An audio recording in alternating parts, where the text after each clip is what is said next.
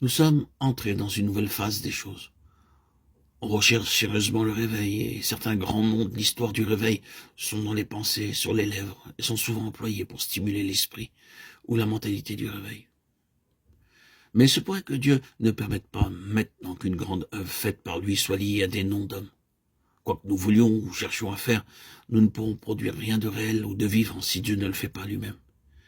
Il faut que ce soit son œuvre et manifestement son œuvre seule.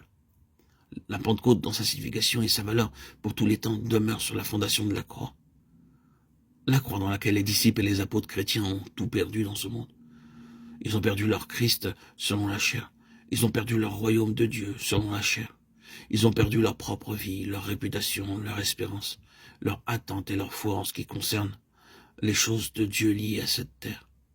Ils ont tout retrouvé, mais d'une manière céleste et spirituelle. Leur propre âme ont été crucifiées lorsque Christ est mort. Mais quelle puissante récompense en esprit. Il peut y avoir trop de vie d'âme, de psychisme pour que Dieu puisse se confier lui-même. Et il ne pourra se confier à nous que lorsque nous aurons accepté plus de dépouillement et d'abandon. Il y a une autre chose qui est bien en accord avec ce que nous venons de dire. Cela nous introduit à d'autres passages des Écritures tels que « Il a mis toute chose sous ses pieds, il l'a donné pour chef suprême à l'Église qui est son corps, la plénitude de celui qui remplit tout en tous. » Éphésiens 1, 22. Ayant détruit l'inimitié par sa propre chair, il a voulu créer en lui-même un seul homme nouveau et après les avoir réunis en un seul corps, les réconcilier. Éphésiens 2, 14, 16. À lui la gloire dans l'Église, en Jésus-Christ, dans tous les âges, au siècle des siècles. Éphésiens 3, 21.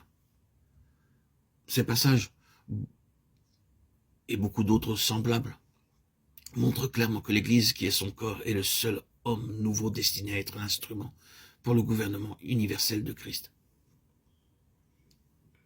Cet homme est le fruit de sa croix. Cette Église est née de ses souffrances. C'est une Église crucifiée, ensevelie et ressuscitée en union et identifiée avec Christ. Quelle gloire pourrait-elle connaître sinon la gloire de sa tête? Dans l'Église, il n'y a point de place pour l'Antichrist en principe. C'est dans et par l'Église qui est son corps que la plénitude de Christ sera manifestée et que Dieu entrera dans ses droits. À lui la gloire dans l'Église et en Jésus-Christ au siècle des siècles. À cet égard, les Écritures nous parlent beaucoup de mesures en ce qui concerne l'Église. Nous les trouvons en symbole dans le temple de Salomon, mais davantage encore dans celui d'Ézéchiel. Chaque aspect, chaque phase y sont minutieusement mesurés par un modèle céleste. Ce qui était représenté par les symboles ressort dans la réalité spirituelle de l'Église dans les Éphésiens. Nous trouvons ici la largeur, la longueur, la profondeur et la hauteur. Éphésiens 3, 18.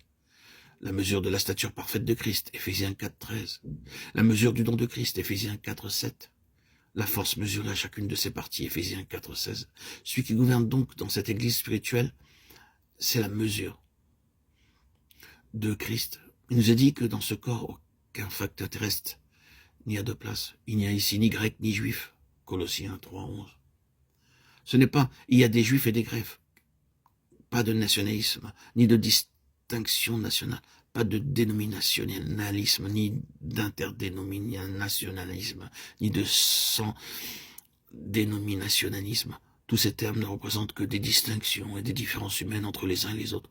Christ est autre que tout cela, et lorsque Christ prédomine, les éléments et les traits naturels sont soumis, que ce soit ceux du tempérament, de la société, de l'éducation, de la nation, ou quel qu'il soit. L'ascendance de Christ est le seul moyen d'arriver à l'unité et à la puissance spirituelle. C'est dans ce seul homme nouveau que les richesses infinies de sa grâce seront manifestées dans les siècles à venir. Éphésiens 2, 7. Nous avons été prudents en employant les mots de gouvernement et de domination.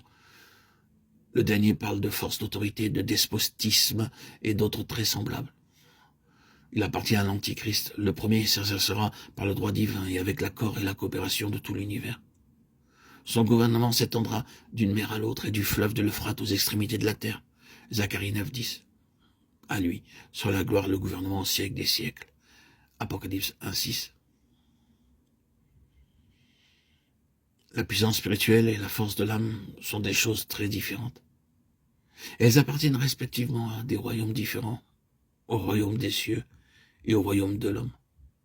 La destinée de l'homme, selon la pensée de Dieu, demande qu'il soit né de l'esprit, qu'il marche selon l'esprit, et qu'il arrive à la maturité spirituelle.